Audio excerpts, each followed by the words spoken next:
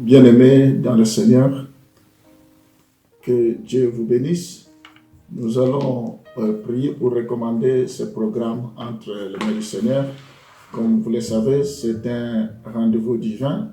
Nous allons prier pour que le Seigneur puisse nous visiter, qu'il puisse nous parler, que ce qu'il a résolu de faire ce matin dans nos vies, qu'il le fasse pleinement et promptement. Seigneur, nous voulons te bénir parce que tu es le maître des temps et des circonstances. Nous voulons te dire merci parce que ta parole nous dit à chaque jour suffit sa peine. C'est une nouvelle journée, nous voulons nous attendre à toi. Nous croyons, Seigneur, que notre destinée est entre tes mains. Nous te prions pour que ce matin tu puisses nous enseigner, que ce matin tu puisses nous édifier, que tu puisses nous instruire, que ce matin tu puisses nous visiter. Bénis tous ceux qui sont connectés à ce moment. Bénis ceux qui vont nous suivre par la suite. Que tout soit pour ta gloire. Je m'abandonne entre tes mains, qu'il me soit donné lorsque je commencerai à parler, que je ne manque pas de paroles. Je prie pour que ton onction soit au rendez-vous.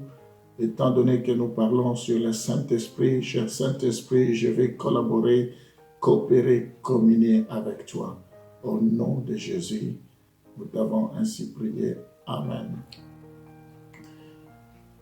Gloire au Seigneur. Bien-aimés, comme vous le savez, depuis quelque temps, nous parlons sur le Saint-Esprit.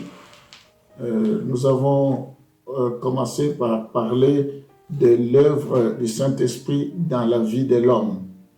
Hier, nous avons vu l'implication du Saint-Esprit avant la conversion.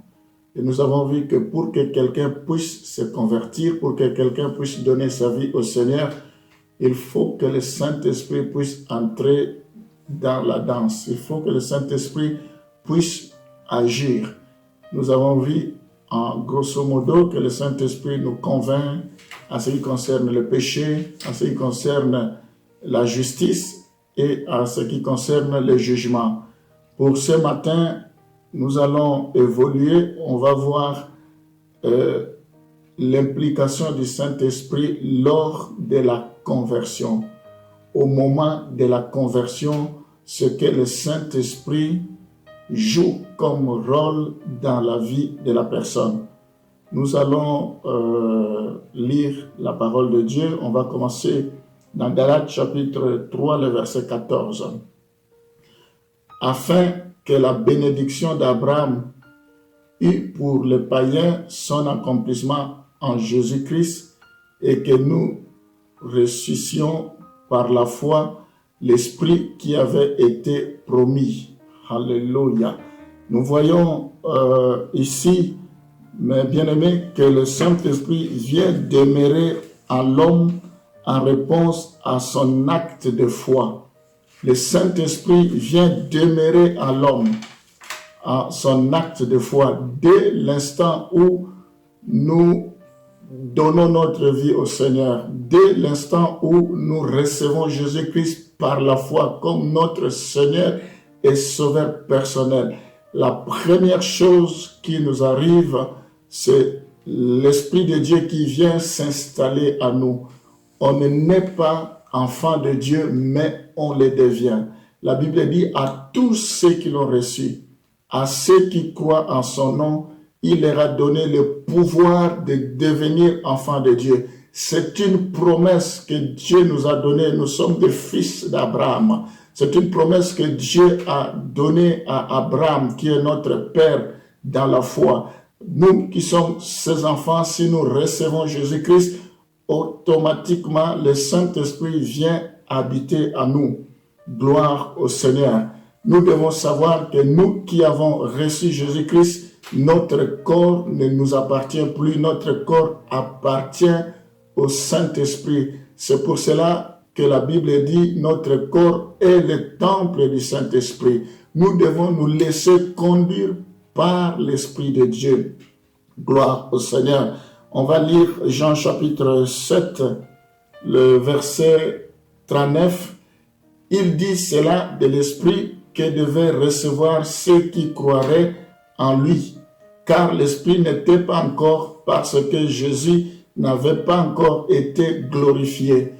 Gloire au Seigneur. Nous voyons dans ce passage, Jésus parle de l'Esprit qui devrait venir sur ceux qui croiraient en lui.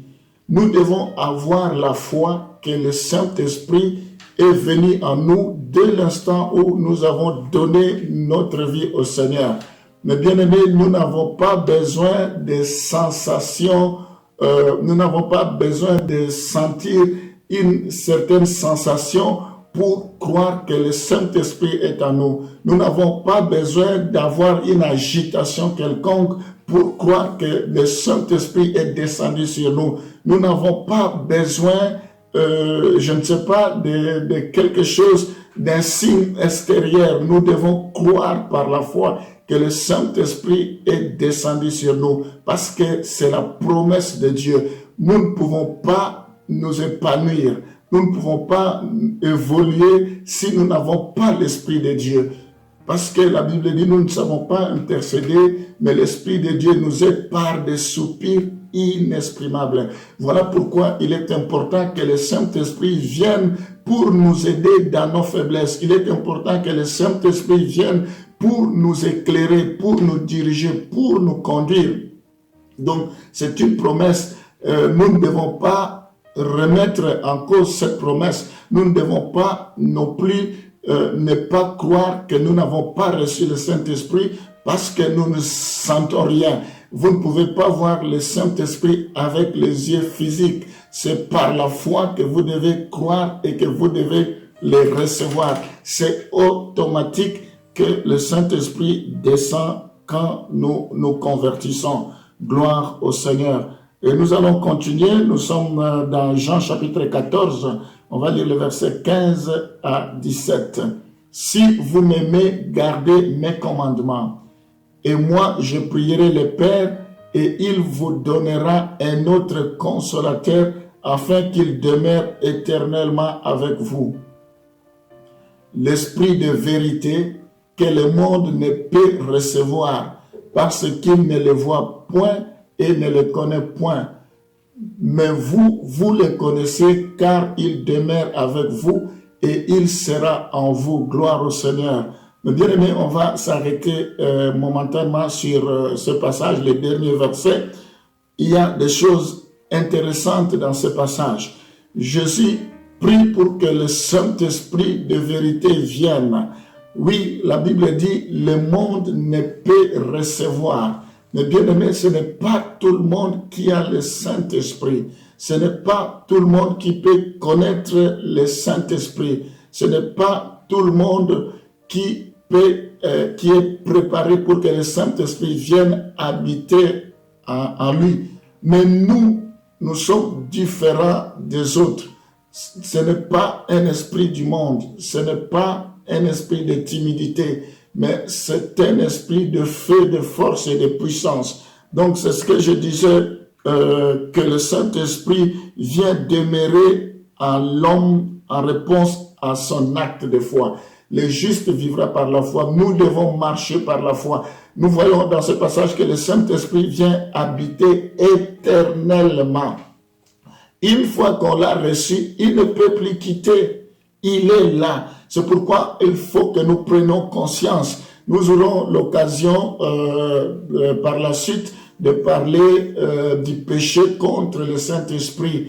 Parce que ça nous arrive de frustrer, ça nous arrive de pécher contre le Saint-Esprit. Mais j'aimerais ce matin vous rassurer que le Saint-Esprit est là. Nous avons reçu le Saint-Esprit. Nous verrons, c'est un enseignement qui est riche en révélation. Nous aurons l'occasion de comprendre le baptême du Saint-Esprit, c'est quoi? La plénitude du Saint-Esprit, c'est quoi? Mais ici, nous sommes en train de parler et le Saint-Esprit intervient dès lors que nous donnons notre vie à Jésus-Christ, dès lors que nous nous tournons vers le Seigneur. Voilà le rôle que le Saint-Esprit joue.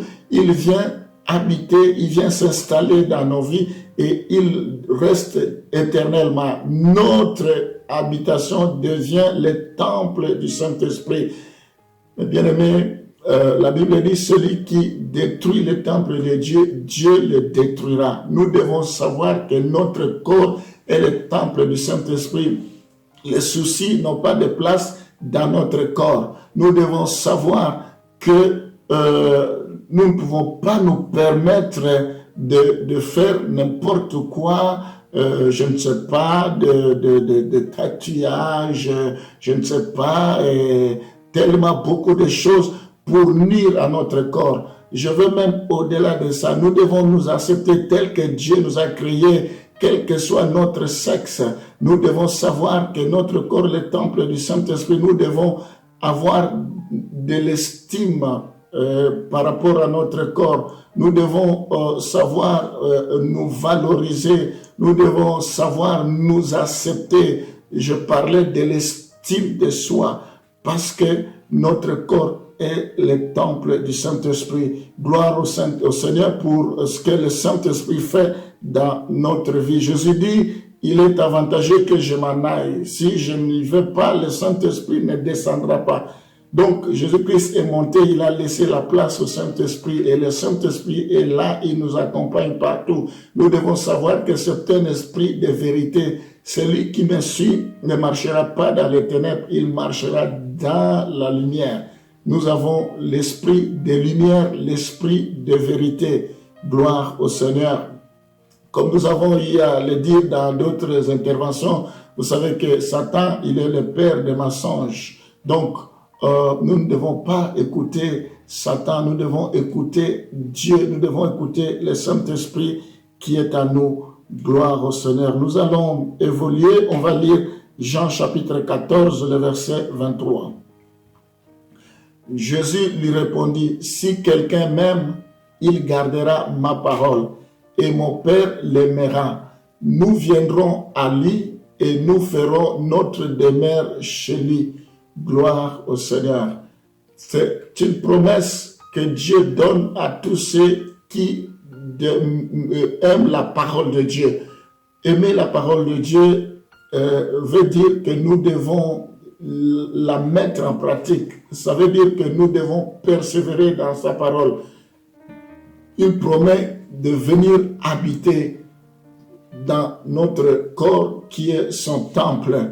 Gloire au Seigneur. Aujourd'hui, j'aimerais que vous preniez conscience que le Saint-Esprit vient habiter en vous parce que vous croyez à la parole de Dieu. Le Saint-Esprit ne vient pas habiter parce que quelqu'un vous a imposé les mains. Oui, Jésus a soufflé sur les apôtres, il dit « Recevez le Saint-Esprit ». Nous voyons que des fois, les apôtres imposaient les gens les mains pour qu'ils reçoivent l'Esprit de Dieu. L'Esprit, nous le recevons quand nous recevons nous tournons à la parole, quand nous recevons Jésus-Christ dans notre vie. Le Saint-Esprit peut passer par le biais de ses serviteurs en nous imposant les mains, mais nous devons avoir la foi. On peut nous imposer les mains. Si nous n'avons pas la foi, nous allons toujours avoir l'impression que le Saint-Esprit n'est pas là. Mais ce qui est beaucoup plus important, c'est de croire par la foi que nous l'avons reçu. Gloire au Seigneur. Alors, ça, c'est la première chose. Donc, quand le Saint-Esprit vient demeurer en nous, il continue son œuvre. Il y a, en dehors de demeurer dans nos vies, il vient aussi opérer la nouvelle naissance dans notre vie. Nous allons voir dans Jean chapitre 3, le verset 5 à 6. Jésus répondit, en vérité, je te le dis, si un homme n'est né d'eau et d'esprit, il ne peut entrer dans le royaume de Dieu. Gloire au Seigneur. Ce qui est né de la chair est chair. Ce qui est né de l'esprit est esprit. Gloire au Seigneur. Mais bien aimés, nous sommes tous nés de la chair parce que nous sommes issus nés d'une mère, nous sommes nés d'une famille, c'est sur le plan charnel. Mais les choses de Dieu sont spirituelles. Il faudrait que nous puissions naître aussi sur le plan spirituel. La Bible dit, ce qui est né de la chair est chair, ce qui est né de l'esprit est esprit. La Bible dit, si quelqu'un est né d'eau et d'esprit, il ne peut entrer dans le royaume des cieux. Ici, nous voyons le Saint-Esprit opère la nouvelle naissance. On ne peut pas brûler les étapes. Si vous sautez l'étape de la nouvelle naissance et que vous n'avez pas expérimenté la nouvelle naissance, vous aurez des difficultés pour vous épanouir dans la vie chrétienne. Pourquoi aujourd'hui il y a des fois le désordre dans le corps du Christ? Parce qu'il y a des gens qui ne respectent pas le processus. Il faut laisser le Saint-Esprit agir. Vous ne pouvez pas vous retrouver en lycée sans passer par le maternel, sans passer par toutes ces procédures. Donc, le primaire, ainsi de suite. Il en est de même aussi pour l'Esprit de Dieu. C'est un esprit d'ordre. Dieu n'est pas un Dieu de désordre, mais c'est un Dieu d'ordre. Le Saint-Esprit vient opérer la nouvelle naissance. C'est quoi la nouvelle naissance? La nouvelle naissance, c'est le changement de comportement. La nouvelle naissance, c'est le changement d'habitude. La nouvelle naissance, c'est vous regardiez vers la direction A, vous tournez, vous commencez à regarder vers la direction B. Donc, vous changez complètement la nouvelle naissance. C'est parce que le temps nous fait défaut. J'aurais pu développer qu'est-ce que la Bible sous-entend concernant la nouvelle naissance. Mais mes bien-aimés, comprenez que nous sommes nés de l'Esprit et nous devons nous laisser conduire par l'Esprit parce que en nous, l'homme est tripartite. Il y a l'âme, le corps et l'esprit. Et c'est l'esprit qui dirige toutes choses. C'est l'esprit qui occupe la place la plus importante. Gloire au Seigneur. Nous allons lire 1 Corinthiens chapitre 6, le verset 11. Et c'est là ce que vous étiez, quelques-uns de vous. Mais vous avez été lavés, mais vous avez été sanctifiés, mais vous avez été justifiés au nom du Seigneur Jésus-Christ et par l'Esprit de notre Dieu. Gloire au Seigneur. La Bible fait la différence. Il faut qu'il y ait une différence entre ce que nous étions avant de rencontrer le Seigneur et ce que nous sommes devenus après avoir rencontré le Seigneur.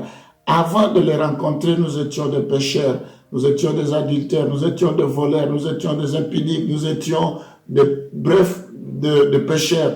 Mais après avoir reçu Jésus-Christ, nous ne sommes plus sous la condamnation du péché. Nous devons dominer le péché. Nous devons accepter que nos péchés ont été pardonnés. Jésus ne pardonne pas juste quelques péchés, il nous pardonne de tous nos péchés. La Bible parle de toutes nos offenses. Nous sommes sanctifiés et le diable n'a rien à nous réclamer. Le diable ne peut plus rien. Quand Jésus pardonne, il éloigne nos péchés comme l'Occident est éloigné de l'Orient. Il ne se souvient plus jamais de cela. Il nous voit comme de nouvelles créatures, de nouvelles créations. Gloire au Seigneur. Si nous ne comprenons pas ce mystère, nous allons nous laisser toujours manipuler par le diable. Il va toujours nous rappeler que nous sommes des pauvres pécheurs. Loin de là, Jésus est venu pour que nous ayons la vie et cela en abondance. Gloire au Seigneur. Donc nous devons accepter que nous avons expérimenté la nouvelle naissance. Tout chrétien doit passer par la nouvelle naissance. Souvent, les chrétiens qui ne sont pas affermis, quand on leur dit « Est-ce que vous êtes déjà né de nouveau ?» Ils disent « Je ne sais pas ». Ça ne m'étonne pas parce que même Nicodème, quand Jésus lui a dit que tu dois naître de nouveau, il ne comprenait pas. Il disait « Je dois encore entrer dans le sein de ma mère pour naître de nouveau. Qu'est-ce que je dois faire ?» Alors que Jésus ne parlait pas de la naissance physique, il parlait de la naissance spirituelle, de changement de comportement. Gloire au Seigneur. Ça, c'est la première chose qui arrive. Une fois que le Saint-Esprit s'installe dans la vie de quelqu'un, il va opérer la nouvelle naissance. La deuxième chose, il va sceller les croyants. Là, j'ai des choses à dire, il faut que nous comprenions. En lui, vous aussi, après, nous sommes dans Ephésiens chapitre 1, le verset 13 à 14. En lui, vous aussi, après avoir entendu la parole de la vérité, l'évangile de votre salut, en lui vous avez cru et vous avez été scellés du Saint-Esprit qui avait été promis. Gloire au Seigneur, lequel est un gage de notre héritage pour la rédemption de ce que Dieu s'est acquis à la louange de sa gloire. Alléluia. Mes bien-aimés, comprenez la profondeur de cette révélation, de cette parole. Nous avons été scellés par le sceau du Saint-Esprit. C'est-à-dire notre vie est devenue un domaine privé de Dieu. Ça veut dire que notre vie est mise à part. Déjà, par la nature, par la définition, un chrétien, c'est quelqu'un qui est mis à part. Notre vie est scellée. Le diable n'a rien à voir avec nous. La Bible dit, quiconque se liguera contre vous tombera. Notre vie est scellée, notre vie est cachée en Jésus. Ça veut dire que nous avons la protection de Dieu. Le Saint-Esprit vient habiter à nous comme un gage. La nuit comme le jour, il ne nous laissera pas. Même si nous traversons l'ombre de la vallée de la mort, nous ne craignons rien parce que l'Esprit ne dort ni ne sommeille. Notre combat n'est pas sur le plan charnel, mais c'est sur le plan spirituel. Ce n'est pas nous qui combattons, c'est Dieu qui combat à notre place et il nous donnera la victoire. Nous devons faire confiance à l'Esprit de Dieu. Hier, je disais, la Bible dit, l'ennemi va venir comme un fleuve, mais l'Esprit de Dieu le mettra en fuite. Gloire au Seigneur. Mais bien aimés, nous devons prendre conscience de la sécurité que nous bénéficions, auquel nous jouissons dans le Seigneur. Nous devons prendre conscience que nous ne sommes pas abandonnés. Nous avons le Saint-Esprit. Jésus a dit, le Saint-Esprit sera avec vous jusqu'à la fin du monde. Il prendra ce qui est à moi et il vous le communiquera. Laissons le Saint-Esprit nous conduire. Et la Bible dit, lequel est un gage de notre héritage pour la rédemption de ceux que Dieu s'est acquis. Nous avons été acquis, nous sommes sauvés par la grâce. Jésus a fait couler son sang pour nous. Nous avons du prix, nous avons de la valeur aux yeux de Dieu. Nous ne devons pas nous sous-estimer. J'aimerais vous rappeler une chose. Il y a quelqu'un qui avait 100 brebis. Il a perdu une brebis. Et la Bible dit, le propriétaire de brebis, donc celui qui gardait les brebis, il a laissé les 99 autres pour aller chercher celle qui était perdue. Et il a dit, jusqu'à ce que je la retrouverai après je pourrai retourner. Et la brebis qui était perdue, c'est nous. Donc nous avons beaucoup de valeur. Donc Dieu est prêt à laisser les 99 autres brebis pour venir nous chercher. Alors nous devons savoir que Dieu nous aime et que le diable n'a pas droit de nous dire le contraire. Mais il faut que nous puissions faire confiance à ce Dieu qui est venu mourir pour nous. Gloire au Seigneur. Donc les chrétiens, nous voyons que le Saint-Esprit vient sceller les croyants. Éphésiens chapitre 4, le verset 30, la Bible dit, n'attristez pas le Saint-Esprit de Dieu par lequel vous avez été scellés pour les jours de la rédemption. Gloire au Seigneur. Ce sont des choses qui se passent automatiquement. Le royaume de Dieu, c'est un royaume qui est très, très organisé. Donc, il y a des choses qui se font indépendamment de nous, tout simplement parce que nous avons trouvé grâce à ses yeux et il y a satisfaction de la part de Dieu et il met toute la machine en route pour que nous soyons sécurisés, pour que nous puissions nous épanouir, pour que nous puissions entrer en possession de nos bénédictions, pour que la destinée prophétique de Dieu s'accomplisse dans notre vie. Mais bien aimé, j'aimerais te rassurer, toi qui m'écoutes, tu as le Saint-Esprit. Nous devons faire attention parce que le Saint-Esprit, comme j'avais eu à le dire dans l'une des leçons, dans l'un des enseignements, que le Saint-Esprit a les attributs de Dieu. Il est omnipotent, omniprésent, omniscient. Le Saint-Esprit voit tout. On ne peut pas se cacher devant le Saint-Esprit. Souvent, le Saint-Esprit nous interpelle, mais nous minimisons cela. Le Saint-Esprit nous appelle, mais nous minimisons cela. Nous devons faire attention. Ici, la Bible dit, n'attristez pas le Saint-Esprit. Donc, j'aurai l'occasion dans l'une des leçons de vous parler comment on peut attrister le Saint-Esprit et comment on peut pécher contre le Saint-Esprit. Donc, ici, je voulais vous dire que ce sceau que nous bénéficions de la part du Saint-Esprit est une marque qui authentifie l'appartenance à Dieu et donne la sécurité de la vie éternelle. Suite à cela, nous avons la sécurité que nous avons la vie éternelle d'une part, et nous avons aussi la sécurité que nous appartenons à Dieu. Bible dit, ceux qui ont l'Esprit de Dieu, qui n'ont pas l'Esprit de Dieu ne m'appartiennent pas. Donc, c'est parce que nous avons l'Esprit de Dieu que nous lui appartenons. La Bible dit, tous ceux qui sont de lui, il les connaît. Donc, Dieu nous connaît même plus que nous-mêmes. Gloire au Seigneur. Alors, nous allons évoluer, nous allons lire Romains chapitre 8, le verset 16. L'Esprit lui-même rend témoignage à notre esprit que nous sommes enfants de Dieu. Gloire au Seigneur. Nous voyons une autre chose que le Saint-Esprit opère dans nos vies. Il rend témoignage à l'esprit du croyant qu'il est enfant de Dieu. Est-ce que ton esprit que l'Esprit de Dieu rend témoignage à ton esprit que tu es réellement enfant de Dieu? Il s'agit d'une conviction intérieure donnée par le Saint-Esprit et non d'une vision ou d'une surnaturelle. Ce n'est pas une vision qui confirme que tu es enfant de Dieu. Ce n'est pas quelque chose de surnaturel ou une sensation qui montre que vraiment tu es spirituel, que tu es enfant de Dieu. Tous on s'est trouvé chez le marabout, on s'est trouvé chez les sorciers, on s'est trouvé certaines pratiques, sensations, les gens entrent en extase. Et ce n'est pas ça qui peut nous rassurer que nous sommes réellement enfants de Dieu. Non, c'est le Saint-Esprit qui nous est donné, comme nous avons eu l'occasion de le découvrir. Il s'agit d'une conviction intérieure donnée par le Saint-Esprit. Est-ce que tu es vraiment convaincu que tu es enfant de Dieu? Il y a des gens, malgré qu'ils prient, ils se remettent à la longueur de la journée, tous les jours, ils se remettent en cause, ils se demandent si vraiment ils sont enfants de Dieu.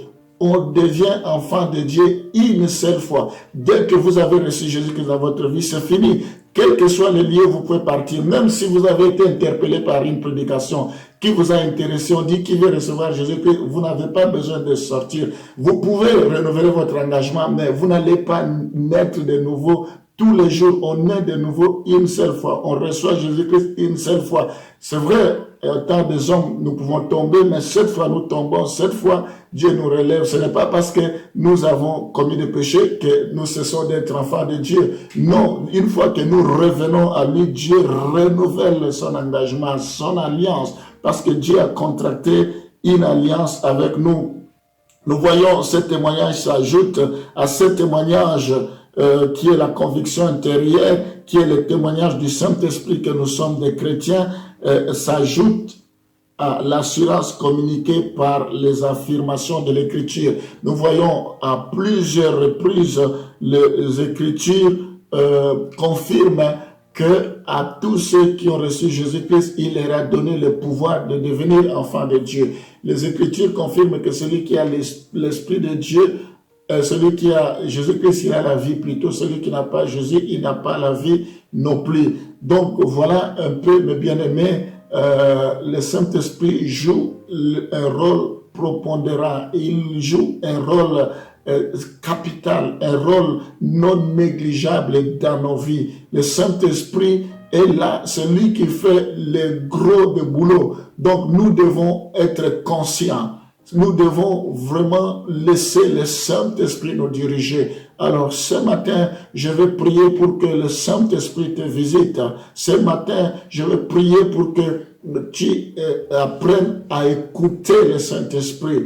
Je vais prier ce matin pour que le Saint-Esprit vienne dans votre vie. Il faut que tu crois par la foi. Il faut que tu acceptes que le Saint-Esprit vient dans ta vie, que le Saint-Esprit est là, que le Saint-Esprit ne va plus quitter. Personne n'a le pouvoir d'ôter le Saint-Esprit que tu as reçu. Personne n'a le pouvoir de te dire le contraire. Personne n'a le pouvoir de répandre ou de donner le Saint-Esprit, je voulais dire. Non, non, c'est automatique, c'est un mécanisme que lui-même a mis en place. Si nous croyons à sa parole, la Bible dit la parole de Dieu est esprit et vie. Gloire au Seigneur. Mais bien aimés, nous sommes contraints, obligés de nous arrêter là parce que le temps nous fait défaut. Nous allons continuer demain. Alors demain, on va parler de ce qui se passe après la conversion. Nous avons vu hier le rôle du Saint-Esprit avant la conversion. Aujourd'hui, nous avons vu ce que le Saint-Esprit fait lors de la conversion, quand la conversion est en train de s'opérer, ce que le Saint-Esprit vient mettre à nous. Et demain, nous allons voir, après la conversion, comment le Saint-Esprit opère dans nos vies. Gloire au Seigneur. Nous allons prier. Vous devez comprendre qu'il n'y a pas de contradiction dans les choses de Dieu. Si nous comprenons la parole, nous n'allons pas vraiment tâtonner. Nous allons être sûrs de nous parce que la parole de Dieu est claire. Nous allons prier. Gloire au Seigneur. Père, ce matin, nous avons encore besoin de ton esprit. Merci parce que tu ne cesses de nous enseigner, tu ne cesses de nous révéler le mystère de ta parole. Cher Saint-Esprit, nous avons besoin de toi ce matin, que tu puisses nous sceller, que tu fasses de nous ton gage. Nous voulons te confier nos vies, nous voulons te confier notre corps qui est ton temple. Nous prions pour que nous puissions naître de nouveau, que nous soyons vraiment conscients de ce que tu fais dans nos vies. Je prie maintenant pour que tu puisses prendre la première place, au Père dans nos vies. Nous voulons que tu attestes à notre esprit que nous sommes enfants de Dieu. Nous voulons que tu nous donnes cette assurance, que tu puisses nous convaincre par la voix intérieure que nous t'appartenons. Alléluia. Oui, Seigneur, tous ceux qui sont entre tes mains, personne ne peut les ravir. Le Saint-Esprit ne peut jamais cohabiter avec le péché, ne peut jamais cohabiter avec le mal. Si nous t'appartenons, si notre corps appartient au Saint-Esprit, le diable n'a pas de place. Voilà pourquoi je prends autorité. Quand Jésus est entré dans le temple, la Bible dit, il a vu que le temple était occupé par des vendeurs de bœufs, des vendeurs de pigeons. Il a pris un fouet et il a commencé à renverser tout ce qu'ils avaient comme marchandises. Il dit, qui vous a dit de faire de ma maison une caverne de voleurs? Je prie pour que dès à présent, que dorénavant, tous ceux qui t'ont reçu, que les corps deviennent réellement le temple de Dieu, que nos corps deviennent une habitation de Dieu, que nous puissions t'adorer jour et nuit. Gloire au Seigneur.